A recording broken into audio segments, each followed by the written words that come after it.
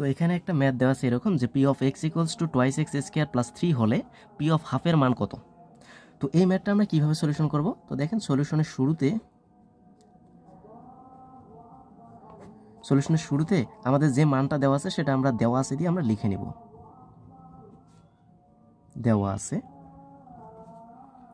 P of x equals to আমাদের মানটা দেওয়া আছে টোয়াইস এক্স স্কোয়ার প্লাস 3। ওকে, জাস্ট এখানে আমাদের পি অফ হাফ আছে, তো এখানে পি অফ এক্স ছিল, তার মানে এক্সের পরিবর্তে এখানে জাস্ট কি বসাচ্ছে, হাফ বসাচ্ছে। অর্থাৎ এক্সের মান যদি আমরা হাফ বসাই তাহলে তার মানটা কত আসবে সেটাই আর কি এখানকার আনসার হবে। তো তাহলে আমরা বলতে পারি যে এক্স ইকুয়ালস টু হাফ বসিয়ে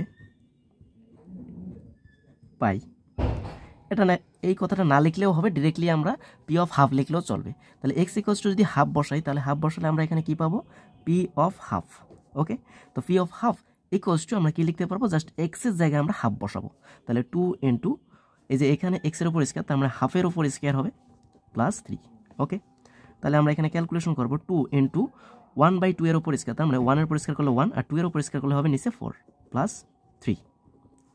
ওকে, তো আমরা এখানে কাজ করি, যদি 2 আর 4 একটু কাটাকাটি করলে নিচে হবে 2 আর উপরে 1 থাকবে প্লাস 3 ইকুয়ালস টু, আমরা এখান থেকে বলতে পারবো 2টা নিচে আমরা লসাগু নিব।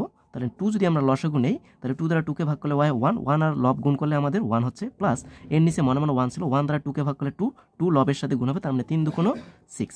তাহলে এখানে আমরা ক্যালকুলেশন করে আলটিমেটলি আমরা কি পেলাম, 6 আর 1 যোগ করলে হচ্ছে 7, বাই নিচে হচ্ছে আমাদের 2। তার মানে আমরা এখান থেকে কি পেলাম, পি অফ হাফের ভ্যালু হচ্ছে আমাদের 7/2। এটাই হচ্ছে আমাদের সেই কাঙ্ক্ষিত ফলাফল। আশা করি বুঝতে পারছি আমরা সবাই। ধন্যবাদ সবাইকে।